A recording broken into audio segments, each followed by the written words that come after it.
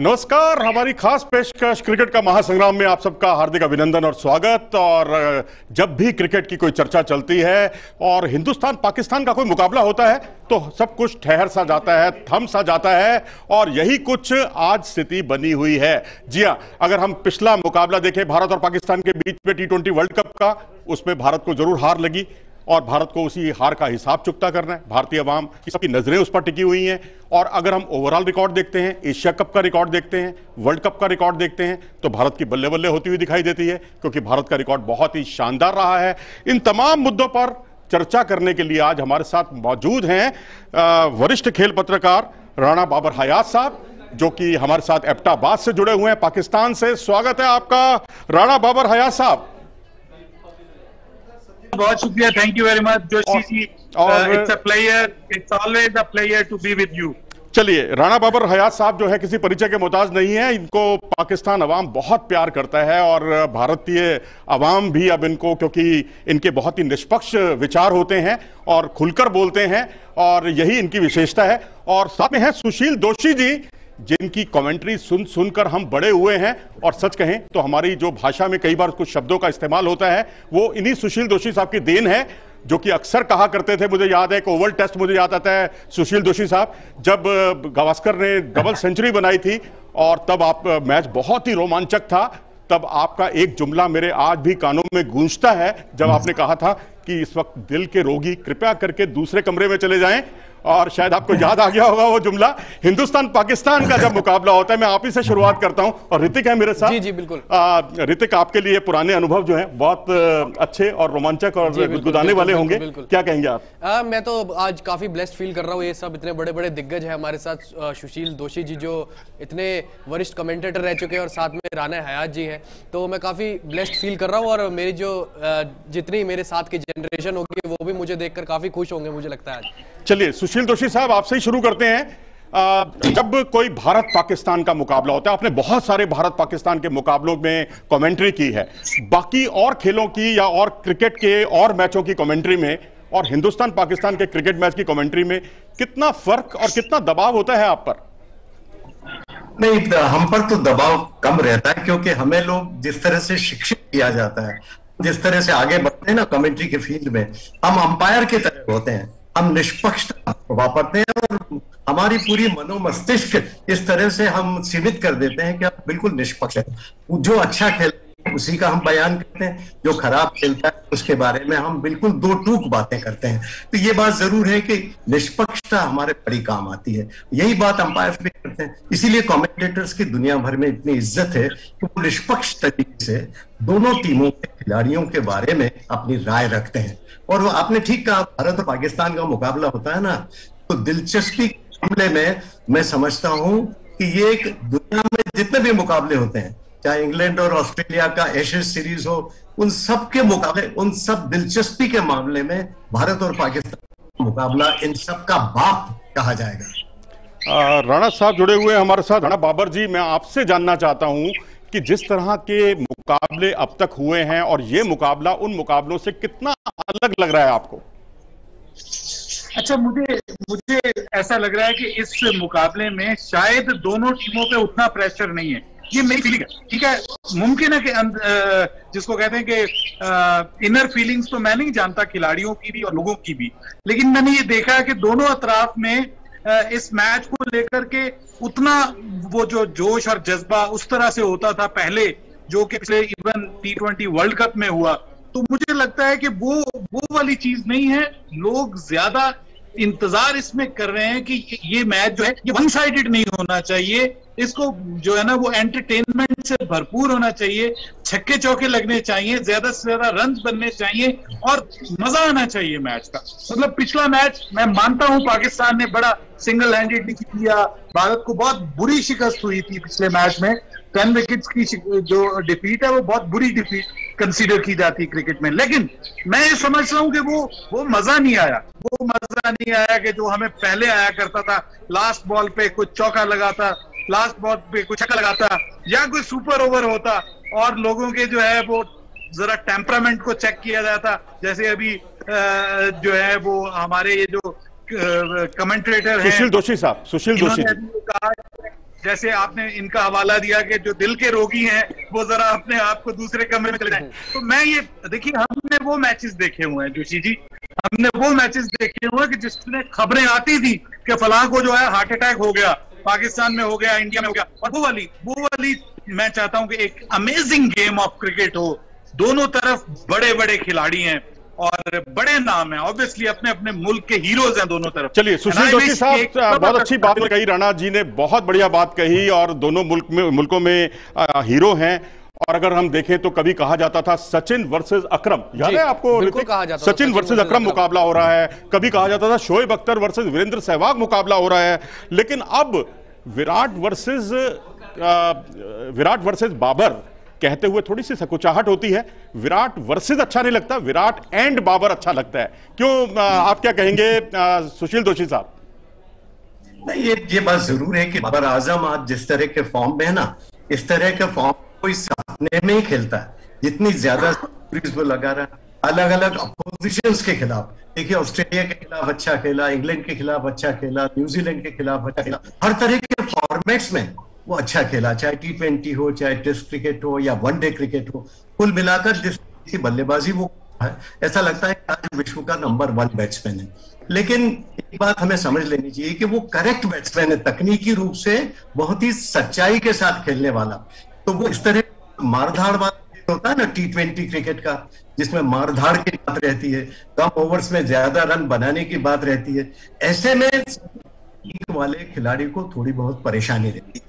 और दूसरी बात यह है कि पाकिस्तान का जो सिलसिला है बल्लेबाजी का, वो बहुत हद 2-3 खिलाड़ियों पर ही निर्भर है। जबकि भारत में जो खिलाड़ी है ना, गहराई इतनी ज्यादा है, डेप्थ इतनी ज्यादा है कि 6ठे नंबर पर आप देखिए कि ऋषभ पंत आ जाते हैं, सूर्य कुमार यादव आ जाते हैं। ये ऐसे खिलाड़ी हैं जो पहले के खिलाड़ी आउट भी हो जाए ना तो अकेले टीम को जिता सकते हैं। ये ऐसे व्यक्ति हैं जो खेल को फिनिश कर सकते हैं, जो आपकी टीम को आपके हक की चीज दिलवा सकते हैं। तो ये जो भारत में नई गहराई आई है, नया आत्मविश्वास आया है, नई जमावट आई है, और नया जो तेज दिखाई दे रहा है भारतीय क्रिकेट में, ये दूसरी टीमों में नहीं। ये बात सही है, जैसा कि अभी बाबर जी ने बताया कि कई खिलाड़ी इतने फॉर्म में नहीं है आज। विराट कोहली तलाश कर रहे हैं फिर से, और रोहित शर्मा भी उस तरह के फॉर्म में नहीं जिस तरह के हमने 2019 में देखा था। लेकिन फिर भी मैं समझता हूं कि टीम बल्लेबाजी की गहराई में पाकिस्तान से कहीं ज्यादा आगे। एक और बात जो बाबर जी ने बताई कि पिछली बार एक तरफा मुकाबला हुआ, उसका कारण पावर प्ले का बहुत ही ज्यादा महत्व रहता है। देखिए, आप शुरू के 6 ओवर्स में अगर आप बल्लेबाजी कर रहे हैं तो 50 रन बनाइए, कोई भी विकेट मत दीजिए। लेकिन अगर आप कर रहे हैं तो कम से कम 3 विकेट चटका दीजिए पावर प्ले में। पावर प्ले में हिसाब किताब चुकता हो जाता है T20 क्रिकेट मैच का। पिछला मैच जिसका बाबर जी ने किया, उसमें यही हुआ था कि भारत ने पावर प्ले में एकदम से विकेट खो दिए थे और दबाव एकदम से बदल जाता है। T20 क्रिकेट का चरित्र ऐसा होता है, बहुत जल्दी इसमें परिस्थितियां बदल जाती हैं और आपके काबू में नहीं आती, तो कोशिश ही करनी चाहिए।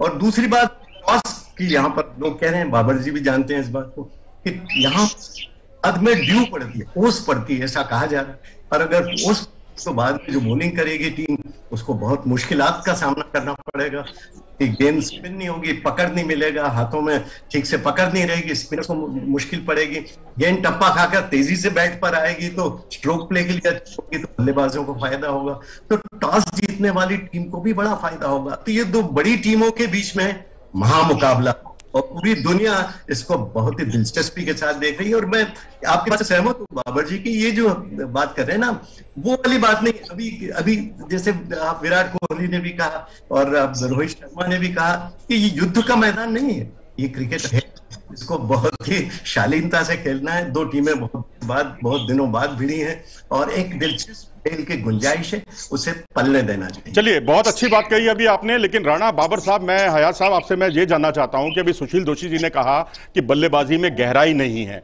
अब आप कितना इससे इत्तेफाक रखते हैं? क्योंकि हमने शादाब को देखा है जिन्होंने 12 गेंदों पर 28 रन बनाए पिछले दिनों, वेस्टइंडीज के खिलाफ 10 गेंदों पर उन्होंने 21 रन बनाए बांग्लादेश के खिलाफ, और मोहम्मद नवाज जो है 10 गेंदों पर 30 रन उन्होंने बनाए हैं वेस्टइंडीज के खिलाफ। ये मैं पुछल्ला बल्लेबाजों की बात कर रहा हूं।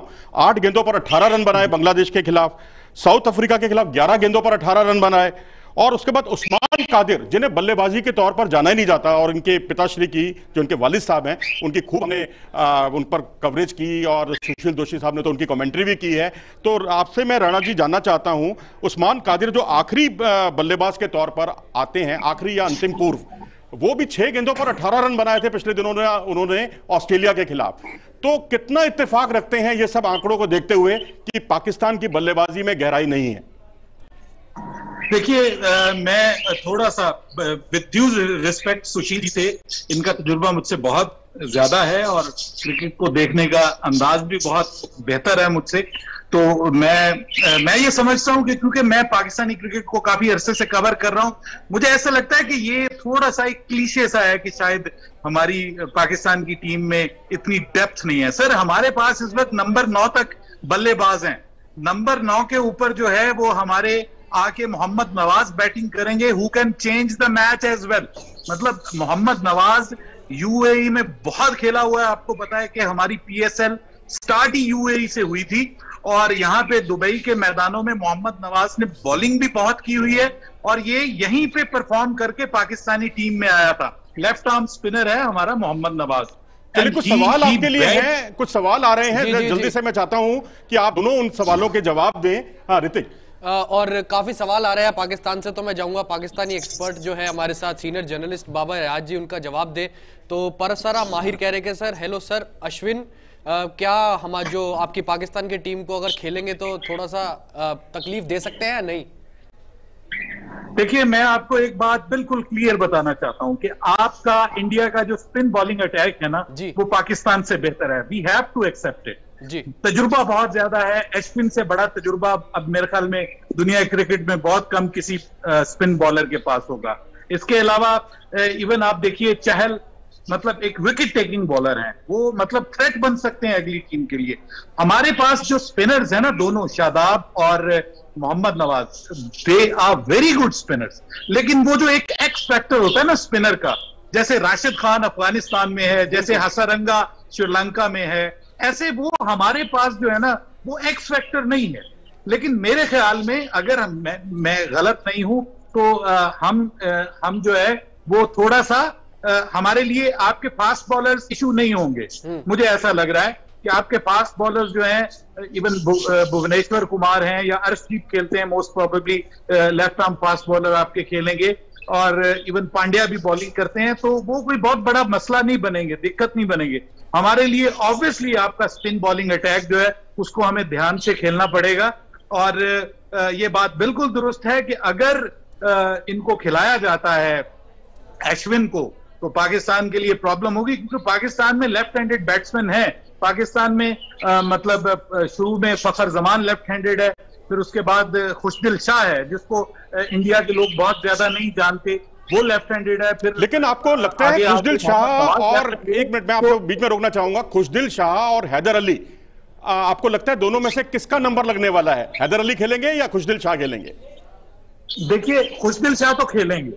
अब हैदर अली की टाई जो पढ़नी है वो इफ्तिखार अहमद के साथ पढ़नी है, कि मिडिल ऑर्डर में इफ्तिखार अहमद का एक्सपीरियंस चाहिए या हमें हैदर अली का एक क्लास चाहिए। अच्छा जोशी जी, मैं एक बात करना चाहता हूं, यहाँ सुशील जी ने भी बात की कि हमारी डेप्थ बहुत है, अगर शुरू में 3 खिलाड़ी आउट भी हो जाते हैं तो संभाल लेती टीम।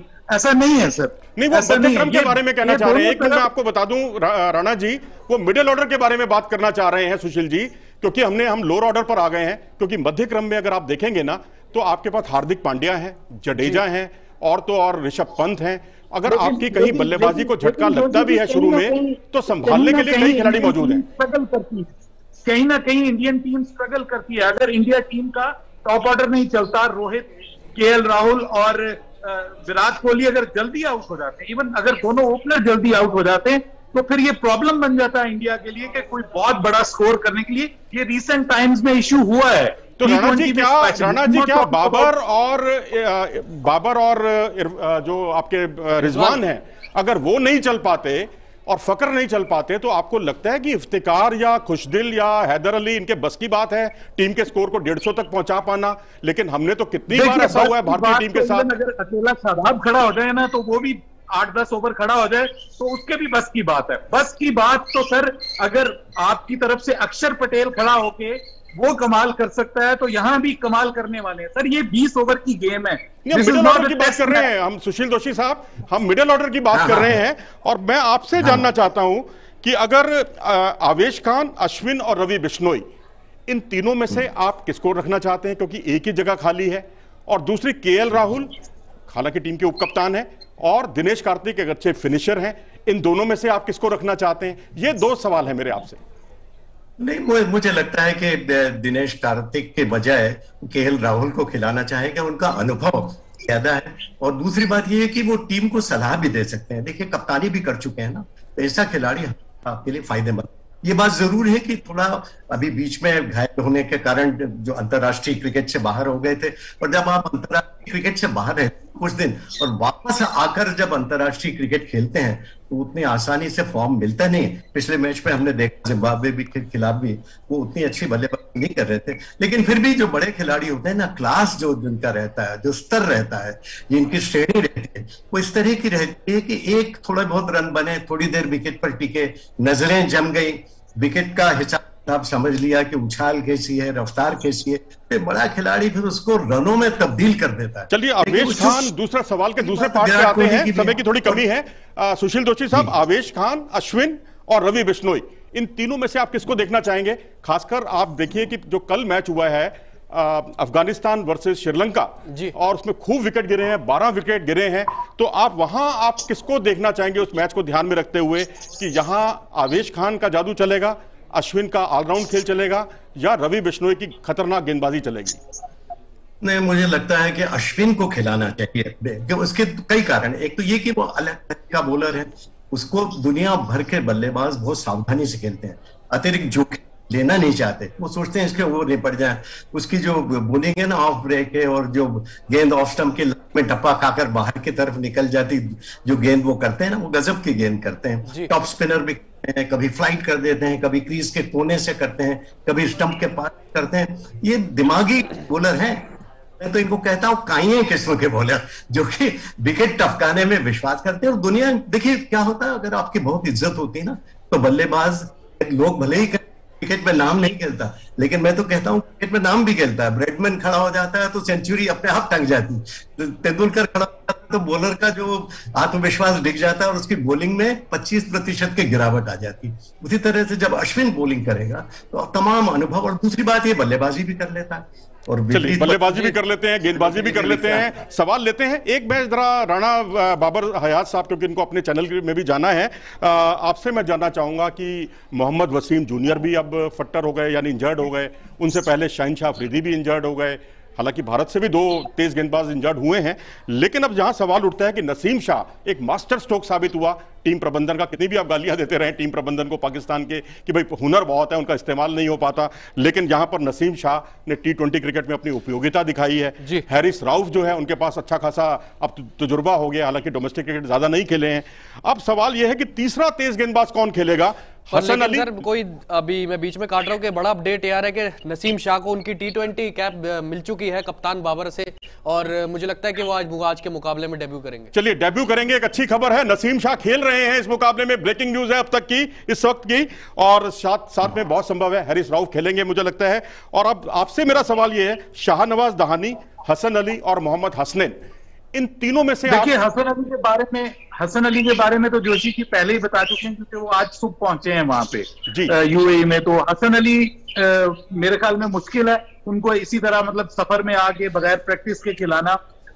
मुझे ऐसा ही लग रहा है कि या तो हसनैन खेलेंगे या धानी खेलेंगे। कौन खेलेगा? धानी। दोनों में से कौन? आप किसके साथ जाएंगे?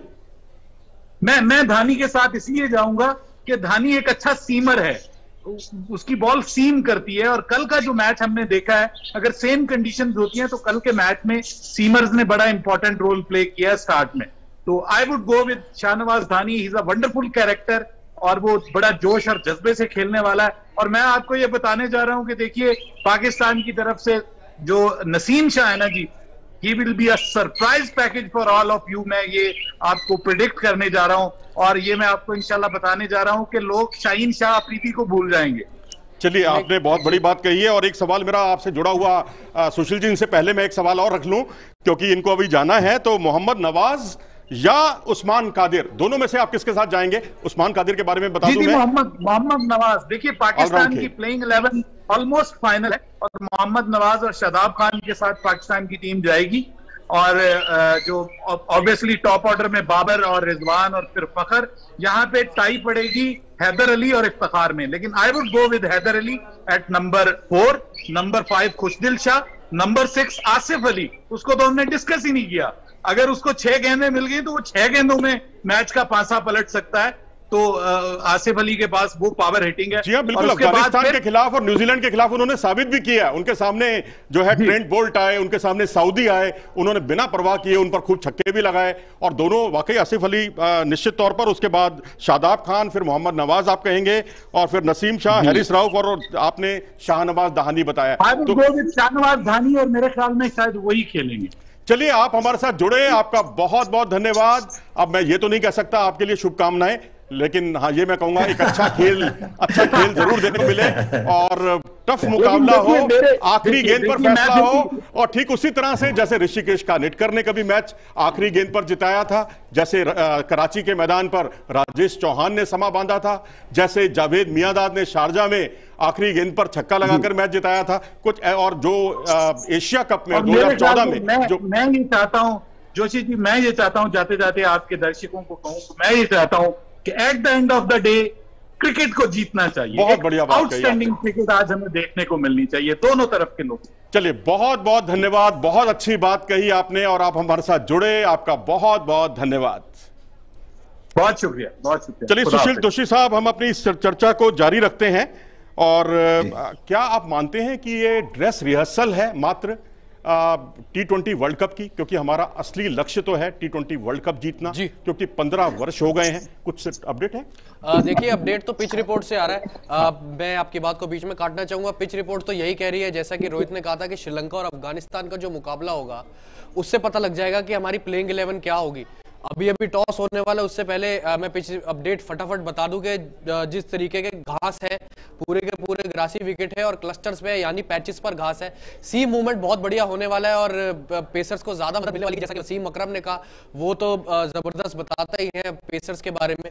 लेकिन इधर से संजय मांजरेकर ने भारत की तरफ से कहा कि जो इंडियन बैटर्स हैं या जो भी पाकिस्तान के बल्लेबाज, दोनों को उनके बल्लेबाजों की तरफ दिन नहीं जाएगा कहीं ना कहीं, और जो दिन जाएगा पूरा का पूरा जो मुकाबला होगा वो पेसर्स की तरफ जाएगा। लेकिन बड़ी चीज ये भी है कि जिस तरीके से मैंने पिछले दिन मुकाबला देखा था, उसमें स्लोअर वंस भी काफी फेंकी जा रही थी और जो था पिच थोड़ी देर बाद स्लो भी हो रहा था। तो कहीं ना कहीं भारतीय टीम यहाँ पर हर्षल पटेल को मिस करेगी, क्यों बहुत बड़ी चीज होगी, क्योंकि स्लोअर भी करते हैं। सुशील दोशी साहब जुड़े हुए हैं कपिल हमारे साथ। सुशील जी, अगर आप हमें सुन पा रहे हैं तो मैं आपसे यही जानना चाहूंगा कि जिस तरह की विकेट है, जैसा बताया गया, सीमर्स को बहुत मदद करने वाली है। आपसे टॉस भी अभी होने वाला है, और भारत ने टॉस जीत चुकी है। भारत ने यहाँ पर टॉस जीत लिया और अभी कप्तान रोहित शर्मा और बाबर आजम ग्राउंड पर आए हैं। साथ में अगर हम बात करें तो दोनों आपस में डिस्कस कर रहे हैं और रोहित शर्मा जिन्होंने टॉस कराया उनसे बात कर रहे हैं और अभी डिसीजन आएगा कि क्या चुना है रोहित शर्मा ने टॉस जीतकर। तो सुशील जी, मुझे तो लगता है टॉस जीतकर पहले फील्डिंग ही होगी, क्या लगता है? फील्डिंग करेंगे, क्योंकि बाद में जो बॉलिंग करने का जो सिलसिला होगा ना, बॉलिंग को मुश्किल पड़ेगी, क्योंकि यहाँ पे ड्यू पड़ता है, ओस पड़ जाती है और ओस के कारण फिर हाथ में गीलापन आ जाता है और बाद में फिर स्पिनर्स को मुश्किल पड़ती है, पकड़ नहीं मिलती गेंद को, स्पिन नहीं होती, टप्पा खाकर तेजी से बैट पर आती है, तो स्ट्रोक प्ले के लिए अच्छी हो जाती है। तो जो बाद में बॉलिंग में उतना असर जो होना चाहिए ना, वो नहीं देखने को मिलता। तो मेरे ख्याल से फील्डिंग ही चुनना चाहिए, लेकिन फिर भी देखते हैं उनका सोच जो होता है। टॉस कितनी टॉस बनने वाली है, क्या लगता है? 10 से 15% हम आगे हो गए हैं इस मैच में, इस टॉस को जीतने के बाद। मेरे ख्याल से मुझे तो लगता है 20% ये फायदा हुआ है, क्योंकि अगर ओस, दरअसल जैसा कि हम अखबारी रिपोर्ट्स वगैरह में पढ़ रहे थे कि यहाँ ओस पड़ती, अगर ओस पड़ रही है तो मैं समझता हूँ 20% का फायदा होगा। चलिए, ड्रेस रिहर्सल कितना मानते हैं इस मैच को आप? जब तक ऋतिक आप ध्यान नजर बनाए रखिएगा, मैं तब तक गुफ्तगू करता हूं सुशील दोशी जी के साथ। सुशील जी, कितना आप मानते हैं ये ड्रेस रिहर्सल है या हिंदुस्तान पाकिस्तान मैच का जो अपना वजूद है, उसी वजूद की लड़ाई चल रही है, होने वाली है? नहीं, देखिए भारत और पाकिस्तान में कोई भी जी, मुकाबला और कोई मैं बीच में काटना चाहूंगा और तो टॉस की इसको हमें अपडेट कभी ये आ रही है स्वीकार कि नहीं भारत करना ने चाहिए। टॉस जीतकर गेंदबाजी चुनी यानी फील्डिंग चुनी और बेस्ट डिसीजन होता है यूएई के और दुबई के किसी भी मैदान पर टॉस जीतकर पहले फील्डिंग चुनना। और साथ में काफी चेंजेस भी हैं टीम इंडिया में, मैं वो डिस्कस कर लूं। और जल्दी से अगर टीम बात बता दीजिए करें हमें। ऋषभ पंत ये मुकाबला नहीं खेल रहे हैं और उन्होंने कहा है कि सैडली मिसेज आउट, और आवेश खान जो है तीसरे सीमर खेलेंगे और दिनेश कार्तिक उनकी ऋषभ पंत की जगह पर मुकाबला खेल रहे हैं। सुशील दोषी साहब, ये बहुत बड़ा अपडेट है। सुशील दोषी जी, आपने तो कभी सोचा भी नहीं था, सपने में भी नहीं सोचा था तो कमाल ही हो गया कि कार्तिक खेलेंगे और ऋषभ पंत बाहर बैठेंगे। दिनेश कार्तिक जिन्होंने पिछले दिनों एक मैच में, मुझे याद है, 3 कैच छोड़े थे उन्होंने, और उस तरह की फील्डिंग उनकी बहुत बुरी तरह से प्रभावित हो रही है। हम फिनिशर पर गए हैं बजाय कि एक टिकाऊ लंबी पारी खेलने के लिए। लेकिन अब आप मानते हैं, कितना इत्तेफाक रखते हैं आप मेरी इस बात से कि दिनेश कार्तिक आमतौर पर जमने में थोड़ा वक्त लेते हैं। एक फिनिशर को तो बिल्कुल तैयार होकर आना चाहिए, जिसे कहते हैं पहले से ही चौका छक्का लगाने की वाले अंदाज में उनको बल्लेबाजी करनी चाहिए। क्या सोचते हैं, कितना सही फैसला है ये आपका? नहीं, ऋषभ पंत मुझे लगता है कहीं ना कहीं कुछ ना कुछ समस्या होगी उनको, या तो कुछ घायल होंगे या कुछ समस्या। अदर मेरे ख्याल से इतने महत्वपूर्ण मैच में ऋषभ पंत को ना खिलाना मेरे ख्याल से कोई बहुत बुद्धिमानी का कार्य नहीं है। लेकिन वहां जो लोग बैठे हैं ना, थिंक टैंक वाले, जो सोच रहे हैं भारतीय क्रिकेट का किसमें भला, उन्होंने देख लिया होगा, परिस्थिति को बराबर पहचान लिया होगा, और इसी कारण अगर कुछ न कुछ तकलीफ होगी ऋषभ पंत को, अन्यथा ये तो हो ही नहीं सकता कि भारत और पाकिस्तान जैसे महत्वपूर्ण मैच में ऋषभ पंत ना खेलें। और ये दिनेश कार्तिक, देखिए आप कुछ भी कहें कि देखो उम्र तो उनकी होती जा रही है, फील्डिंग में भी आपने कहा कि, और अंतर्राष्ट्रीय मुकाबला है, आईपीएल तो है नहीं कि जहां आप 360 डिग्री के तमाम शॉट्स लगा सकें। वो बॉलर भी ऊंचे स्तर के होते हैं, तो उतना आसान भी नहीं होता, और थोड़ा वक्त भी लगता है उनको शुरू में जमने में। और जब इस तरह के शॉट चलते हैं ना, तो जोखिम भी रहता है। आप जल्दी आउट हो जाते हैं तो टीम दबाव में भी पड़ सकती है। और कुल मिलाकर मुझे लगता है कि आवेश खान को भी अगर खिलाया गया, ये समझ करके ग्रास देख ली होगी जी, क्या देखा होगा, ग्रास देखी होगी, तो सीमर्स को मदद मिल रही होगी, इसलिए खिलाया होगा उन्होंने आवेश को। और आवेश, एक बात तो जरूर है कि सही इलाकों में गेंद करने के लिए विख्यात है। वो नवयुवा हैं, आगे बढ़ने की कोशिश करते हैं। हमारे तो शहर इंदौर के ही हैं, तो मैं जानता हूं उनको बहुत नजदीक से। तो वो एक आगे बढ़ने की तमन्ना करने वाले नौजवान बॉलर हैं, जो बहुत तेजी से भारतीय क्रिकेट में अपने कदम बढ़ा रहे हैं। और ये मौका उनके लिए सुनहरा मौका है। सुशील जी, एक सच ये पाकिस्तान भी के है खिलाफ कि इतना महत्वपूर्ण मैच और आप खेल रहे हैं, देखिए, और आप दूसरे खिलाड़ियों के मुकाबले आपको तरजीह दी गई, तो ये उनके लिए बहुत बड़ा अवसर है कि उसको बुना लें और अपना नाम इतिहास में दर्ज कर लें। लेकिन कभी नहीं, ऐसा नहीं लगता आपको कि कभी कभी बहुत इरेटिक हो जाते हैं वो, बहुत ज्यादा जितनी हम उम्मीद करते हैं, जिस तरह से दूसरे छोर से गेंदबाजी करते हैं अर्शदीप, जिनके संभावनाएं आज खेलने की, क्योंकि अभी जैसे टीम का ऐलान होगा, ऋतिक आपके सामने जरूर टीम रखेंगे, तो अर्शदीप की गेंदबाजी जितनी दोनों तरफ मूवमेंट दिखाई देती है आपको, ठीक है स्पीड थोड़ी कम है, इनके पास स्पीड ज्यादा है, लेकिन कभी कभी इरेटिक होना बहुत ज्यादा आत्मघाती नहीं हो जाता? हाँ, नहीं होता तो है। देखिए पिछले कुछ मैचों में हमने जिम्बाब्वे के खिलाफ भी देखा था, उन्होंने काफी रन दे दिए थे और कुछ हाफ वॉलीज भी कर दी थी। लेकिन दूसरी बात ये भी है कि आखिर में वो विकेट चटका देते हैं, आखिरी में जाकर विकेट चटकाने की उनकी योग्यता हमने आईपीएल में भी देखी। लेकिन फिर एक बात है कि देखिए भारतीय क्रिकेट में आजकल क्या हो रहा है कि एक बार अपने प्रतिभाओं को आंक लिया और फिर आप उन्हें लगातार मौका देना चाहते हैं कि इतना मौका दें कि उससे ये कभी अफसोस न रहे कि मुझे पूरा मौका न मिला। आपके मतलब उनकी प्रतिभा को तो पहचान लिया गया, इसी कारण उनको मौका पूरा दे रहे हैं। और मेरे ख्याल से जैसे जैसे मौके प्राप्त होते हैं ना नवयुवकों को, तो फिर उनमें आत्मविश्वास भी आता है। देखिए काबिलियत तो है, इसीलिए तो उन्हें चुना है, और काबिलियत है तो फिर जैसे जैसे आप खेलते जाते हैं विश्वास बढ़ता जाता है, अपनी काबिलियत में भरोसा होता जाता है, और फिर ये खिलाड़ी अपने देश के लिए कर गुजरने के लिए तैयार रहते हैं। और देखिए अभी बाबर साहब भी बीच में बात कर रहे थे कि पाकिस्तान जो है वो उनकी बल्लेबाजी में गहराई आप भी कह रहे थे, लेकिन मेरा ऐसा कहना है कि उन्होंने जो बल्लेबाजी की गहराई और जो ताबड़तोड़ रन्स वाली बात की थी, वो अधिकांश जो स्ट्रोक्स लगे थे उनके या तो कुछ हमने देखा बांग्लादेश के खिलाफ थे, या फिर छोटी वेस्ट इंडीज की टीम तो आजकल काफी लड़खड़ा रही, हम जान रहे हैं कि उनको बांग्लादेश और जिम्बाब्वे भी हरा दे रहा है। तो ऐसी टीमों के खिलाफ अगर आप ताबड़तोड़ रन बने, लेकिन भारतीय आक्रमण जो है ना इतना सुधरा हुआ है, इतना परिष्कृत है, और इतना ज्यादा क्रिकेट खेलते हैं, आईपीएल खेलते हैं, T20 क्रिकेट खेलते हैं, इतनी ज्यादा उनको कोचिंग मिलती है, सही मैदानों पर प्रशिक्षण देते हैं, उन्हें हर कोण से तैयार किया जाता है, उनको मानसिक दृढ़ता से भी तैयार किया जाता है। ये तमाम चीजें भारतीय क्रिकेट में ऐसी आई है कि पहली गेंद से बिल्कुल लाइन, लेंथ और दिशा की बॉलिंग करते हैं, सही इलाके में गेंद को रखते हैं और इसी कारण वो ज्यादा रन नहीं लुटाते हैं। तो ये एक भारतीय बोलिंग के सामने पाकिस्तान का जो मध्यक्रम, और जो अगर शुरू में आउट हो गए बाबर आजम वगैरह, तो फिर बहुत मुश्किल होगा, बहुत मुश्किलें हो जाएंगी। आप हमारे साथ जुड़े, बहुत बहुत धन्यवाद आपका सुशील जी, और इस उम्मीद के साथ कि भारतीय टीम ये मुकाबला जीते और पिछली हार का, जो पिछले साल 10 महीने पहले जो भारत को जख्म जो मिले थे, उस पर मरहम का काम करे ये जीत। आप हमारे साथ जुड़े, बहुत बहुत धन्यवाद आपका, मजा आ गया। बहुत धन्यवाद, बहुत धन्यवाद। चलिए जल्दी से जी, और प्लेइंग 11 आ चुकी है दोनों ही टीमों की। तो मैं भारत की सबसे पहले प्लेइंग 11 बनाता हूँ। रोहित शर्मा कप्तान, KL Rahul vice captain, Virat Kohli, Suryakumar Yadav, Dinesh Karthik wicket keeper होंगे, हार्दिक पांड्या, रविंद्र जडेजा, भुवनेश्वर कुमार, आवेश खान, युजवेंद्र चहल और अर्शदीप सिंह, 2 स्पिनर और एक एक्स्ट्रा सीम ऑप्शन के साथ गए हैं। आवेश खान सीमर है और पिच को मुझे लगता है रोहित शर्मा ने बहुत अच्छे से देख लिया है। तो जाहिर सी बात है कि अब 3 तेज गेंदबाज भारतीय टीम में, आवेश खान, अर्शदीप और भुवनेश्वर कुमार। बिल्कुल। और भुवनेश्वर कुमार अब उम्मीद कीजिए शुरुआती ओवरों में जल्दी से जल्दी विकेट चटकाएं, और जितनी जल्दी विकेट चटकाएंगे, और पावर प्ले के फनकार हैं वो बहुत जबरदस्त, जो उनको 20-22 विकेट मिले हैं ना इस साल में, उसमें 12 विकेट उनको पावर प्ले में मिले हैं। तो इससे आप अंदाजा लगा सकते हैं उनकी क्षमताओं के बारे में। और ये जो टीम है, और दूसरी तरफ अर्शदीप भी हैं, और स्पिनर के तौर पर जो टीम में शामिल किए गए, रविंद्र जडेजा है, युजवेंद्र चहल है हमारे पास, चहल है जो T20 वर्ल्ड कप में भारत के बहुत बड़े वेपन बनने वाले हैं। तो मैं चाहूंगा कपिल कि अब भारत और पाकिस्तान के बीच में जितने भी अब तक फैंस हैं, उनकी बहुत उनके रिएक्शन रहते हैं। और अगर हम देखें तो पाकिस्तान की टीम पर हम चर्चा कर लेते हैं। पहले हम पाकिस्तान की टीम क्या है, उसके बाद हम इस पर चर्चा करेंगे कि आखिरकार दोनों टीमों के जो फैंस हैं वो किन किन प्लेयर्स के फैन हैं। क्योंकि भारतीय टीम में अगर देखा जाए तो भारत में रहते हुए कई खिलाड़ी हैं जो पाकिस्तानी खिलाड़ियों के भी बहुत जबरदस्त मुरीद हैं। उस पर चर्चा करेंगे थोड़ी देर बाद, लेकिन उससे पहले हम जान लेते हैं पाकिस्तान की टीम क्या है। बाबर कैप्टन, मोहम्मद रिजवान विकेटकीपर, फखर जमान, इफ्तिकार अहमद, खुशदिल शाह ने खेल रहे हैं, आसिफ हैदर अली नहीं है, खुशदिल शाह है, आसिफ अली, शादाब खान, मोहम्मद नवाज, नसीम शाह, हैरिस रऊफ और शाहनवाज धानी खेल रहे हैं, और डेब्यू हुआ है नसीम शाह का।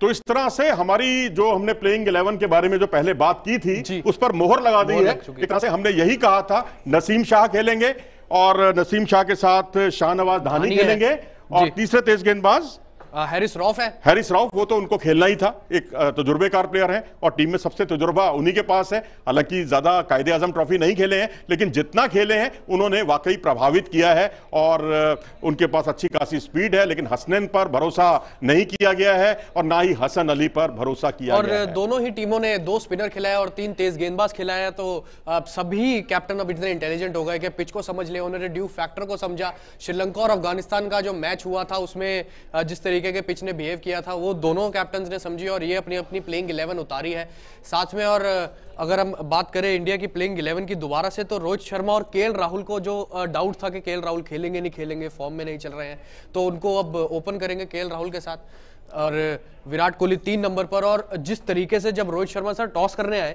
तो सुनाई नहीं दे रहा था कुछ भी, इतने ही शोर था क्राउड में। और विराट कोहली जैसे ही प्रैक्टिस करने के लिए, थोड़ी सी नॉकिंग करने के लिए मैदान में, इतना शोर, पूरा का पूरा क्राउड अपने पैरों पे खड़ा हो गया। तो ये अनबिलीवेबल चीज है। मुझे लगता है कि जितने फैंस उनके यहाँ हैं उतने फैंस सीमा पार भी हैं, पाकिस्तान में भी हैं। हर कोई चाहता है कि वो सेंचुरी बनाए, लेकिन वो ये चाहते हैं पाकिस्तान के खिलाफ ना बनाए, बाकी सभी टीमों के खिलाफ वो सेंचुरी बनाए। अब यहाँ पर फैंस की हम बात कर रहे हैं, क्योंकि क्रिकेट फैंस जो है भारतीय खिलाड़ियों को तो बहुत बड़े जबरदस्त मुरीद हैं ही, पाकिस्तान के खिलाड़ियों के भी बहुत जबरदस्त मुरीद हैं। आइए देखते हैं एक रिपोर्ट जिसमें क्रिकेट फैंस ने क्या कुछ कहा, आइए जानते हैं।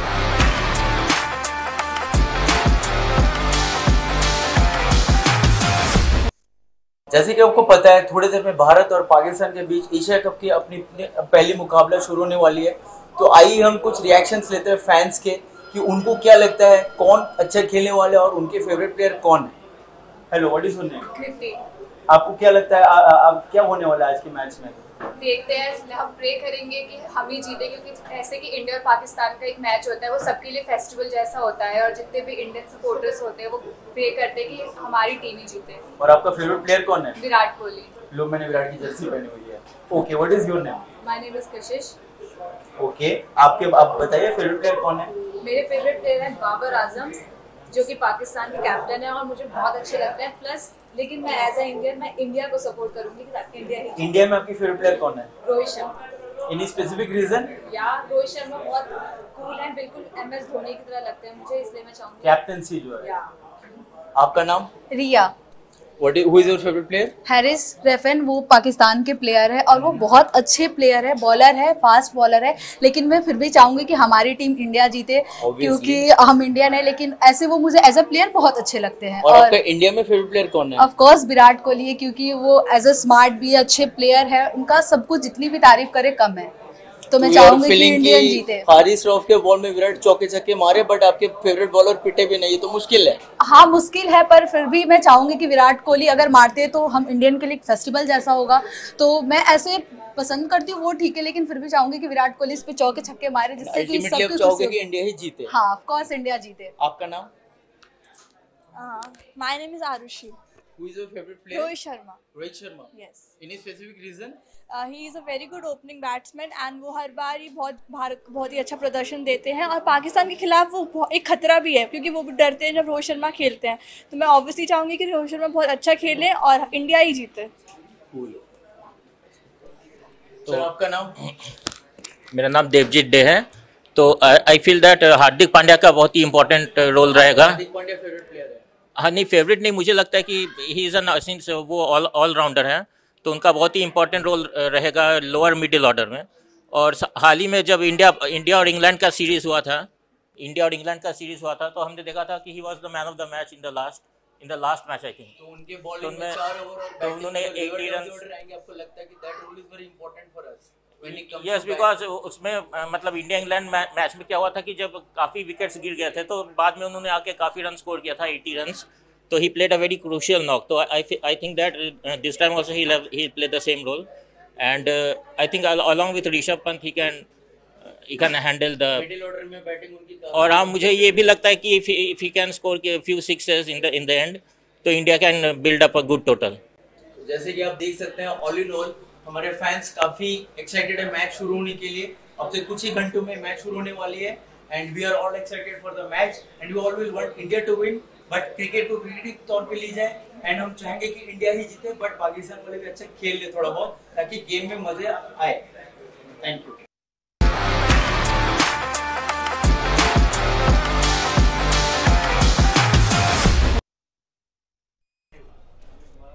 फिर से एक बार स्वागत है। और आप सभी ने देख लिया होगा कितने एक्साइटेड फैंस हैं भारत और पाकिस्तान मुकाबले के लिए। कुछ सर हमने देखा कि कितने जो हैं सबके सब हैरिस रऊफ के लिए कितने फैंस हैं हैरिस रऊफ के। मुझे तो बड़ा आश्चर्य हुआ कि यार हैरिस रऊफ को हिंदुस्तान में यंग जनरेशन इतना पसंद करती है। बिल्कुल, और कभी एक्सपेक्टेड नहीं था कि हैरिस रऊफ को ये जानते हुए होंगे। और नसीम शाह के भी बहुत सारे फैंस हैं। साथ में विराट कोहली के तो एक ने जर्सी भी पहनी हुई थी और कह रहे थे आज पूरे मूड में है आज मुकाबले के। बाबर आजम के बारे में भी टिप्पणी की गई और उनकी कंसिस्टेंसी की बहुत तारीफ की इन बच्चों ने। जी, और अच्छी बात है, सब जानते हैं, क्रिकेट को पहचानते हैं। और आज के मुकाबले के लिए पूरी दुनिया ही आज बैठकर मुकाबला देख रही होगी अपने टीवी सेट्स पर। और बड़ी चीज ये है कि आखिरी में जो खड़े थे इंसान, उन्होंने कहा था कि हार्दिक पांड्या के बारे में। हार्दिक पांड्या का रोल इतना ही इंपॉर्टेंट है आज के मुकाबले में। जैसे आप देख लिए कि इस मुकाबले में गेंद इंपॉर्टेंट है, अगर गेंद ना हो तो मुकाबला नहीं होगा। वैसे ही हार्दिक पांड्या ना हो तो ये भारत की जो पूरी की पूरी प्लेइंग 11 है वो अधूरी है कहीं ना कहीं। चलिए, हम पाकिस्तान की टीम जो है इस वक्त स्क्रीन पर आप देख सकते हैं। और पाकिस्तान की टीम एक बार देखें तो बाबर आजम, जल्दी से पढ़ दीजिए आप स्क्रीन। जी बिल्कुल, और मैं पढ़ देता हूँ। बाबर है, मोहम्मद रिजवान, फखर जमान, इफ्तिकार, खुशदिल शाह, आसिफ अली, शादाब खान, मोहम्मद नवाज, नसीम शाह, हैरिस रऊफ और शाहनवाज दानी। चलिए, ये तो है पाकिस्तान की टीम और पाकिस्तान टीम पर भी हम चर्चा करेंगे।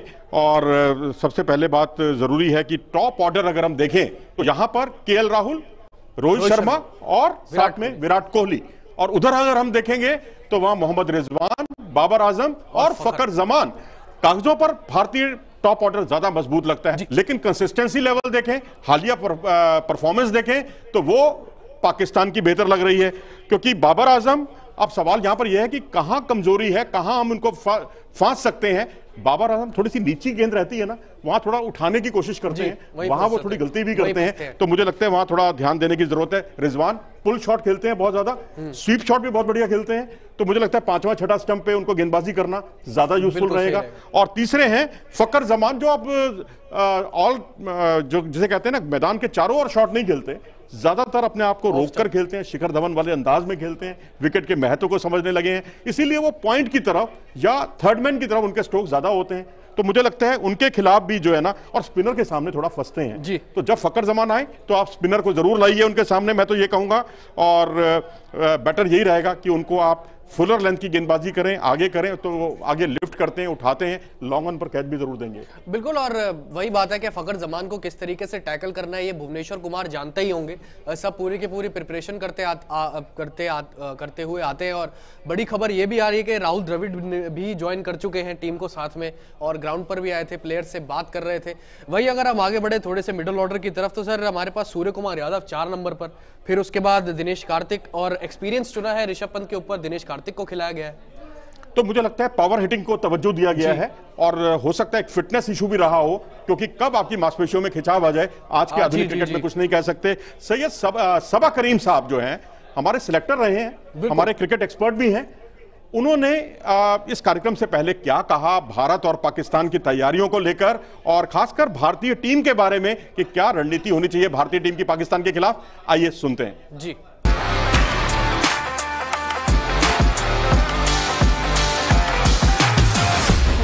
बहुत ही अहम मुकाबला है ये, इस एशिया कप जो मुकाबला होने वाला है इसकी अहमियत बहुत ज्यादा बढ़ गई है, क्योंकि पिछला जो मैच हुआ था विश्व कप में भारत और पाकिस्तान के बीच में, वहां पर पाकिस्तान ने 10 विकेट से भारत को हराया था। तो यहाँ पर एक मौका है भारत के लिए वापसी करने का। कई बार आईसीसी इवेंट हो या फिर एशिया कप हो, वहां पर भारत ने शानदार प्रदर्शन किया पाकिस्तान के। तो यहाँ पर जिस तरह का अप्रोच भारत का देखने को मिला है पिछले 7-8 महीने में, इस एग्रेशन के साथ भारतीय टीम बल्लेबाजी कर रही है, जिस तरह की कॉम्बिनेशन के साथ भारतीय टीम मैदान में उतर रही है, इन सब चीजों का फायदा मिलना चाहिए भारत को। अंत में मुझे ये भी लगता है कि भारत के पास ज्यादा अनुभव है, हमारी गेंदबाजी तगड़ी है, और सबसे बड़ी बात यह है कि हमारी टॉप ऑर्डर के साथ साथ हमारा जो मध्य क्रम है वो बहुत ज्यादा मजबूत है। तो मुझे पूरा विश्वास है कि ये मुकाबला भारत को जीत लेना चाहिए।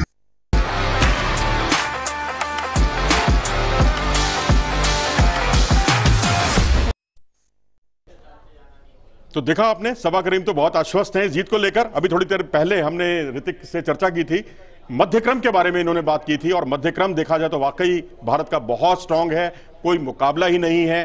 टॉप ऑर्डर में मैं मानता हूं कि जरूर पाकिस्तान का पलड़ा थोड़ा सा भारी है, क्योंकि हालिया परफॉर्मेंस को अगर हम देखें, लेकिन मध्यक्रम में अगर आपके पास सूर्य कुमार यादव एक 360 डिग्री प्लेयर जिनका स्ट्राइक रेट 175 था, जो अगर इस साल का परफॉर्मेंस देखें 185 के आसपास उनका स्ट्राइक रेट, और उसके अलावा अगर हम देखें तो बाकी खिलाड़ियों का जो परफॉर्मेंस है, आपके हार्दिक पांड्या बहुत ही अगर कहते हैं शुरुआती ओवरों में विकेट गिर जाते हैं तो ये एक शीट एंकर का रोल भी कर सकते हैं, पावर हिटर तो ये है ही हैं, और दिनेश कार्तिक एक अच्छे फिनिशर। और वहीं उधर देखें तो इफ्तिकार है, खुशदिल शाह है, और बाद में एक टेल शुरू हो जाती आसिफ भी है, आसिफ अली मुकाबला खेलते हैं। आसिफ अली है लेकिन बहुत लंबी पारियां नहीं खेलते, वो एक पावर हिटर है, तो इस तरह से वो बैलेंस देते हैं। जो पावर हिटर आसिफ अली को काम करना है वही काम दिनेश कार्तिक को भारतीय टीम की ओर से करना है। पुछल्ला बल्लेबाजी में थोड़ी गहराई जरूर है पाकिस्तान के पास, लेकिन यहां क्योंकि चहल बल्लेबाजी नहीं कर पाते, और निचले क्रम में भारतीय बल्लेबाजी की अगर हम बात करें तो निचले क्रम में तो आवेश खान भी बल्लेबाजी नहीं कर पाते, आवेश खान भी थोड़े बहुत लप्पे लगा लेते हैं,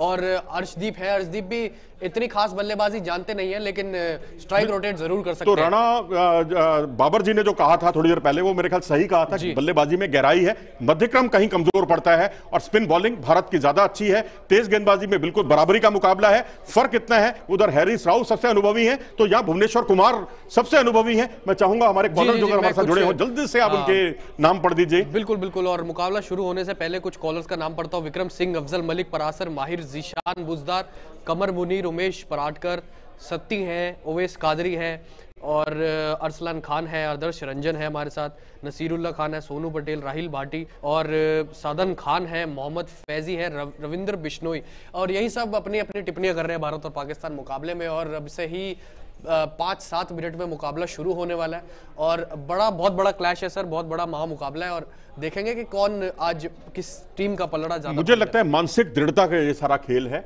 कि दोनों टीमों में हुनरमंद खिलाड़ियों की कमी नहीं है, और जो इस प्रेशर सिचुएशन को अच्छे तरीके से हैंडल कर लेगा, जीत उसी की होगी। और दूसरा निर्णायक पहलू रहेगा टॉप ऑर्डर, और टॉप ऑर्डर अगर भारत का चलता है तो फिर तो बल्ले बल्ले, और अगर नहीं चलता है, अगर लो स्कोरिंग मैच रहता है तो पाकिस्तान को फायदा होगा, हाई स्कोरिंग मैच होता है तो निश्चित तौर पर उसका भारत फायदा उठाएगा। तो मुकाबला बिल्कुल नेक टू नेक है। मुझे लगता है कि वो वन साइडेड क्लैश जो पिछली बार 10 महीने पहले देखने को मिला था या उससे पहले देखने को मिलता रहा है, भारत पाकिस्तान को धो डालता था बिल्कुल, तो वो स्थिति शायद आज देखने को ना मिले। बिल्कुल। और अब सारी फिर से नजरें विराट कोहली पर होंगी, और विराट कोहली आज अपना 100वां T20 इंटरनेशनल भी खेल रहे हैं, और तो उम्मीद है कि बड़ा स्कोर बनाए और बड़ी अच्छी तरीके से वापसी करे रेस्ट के बाद।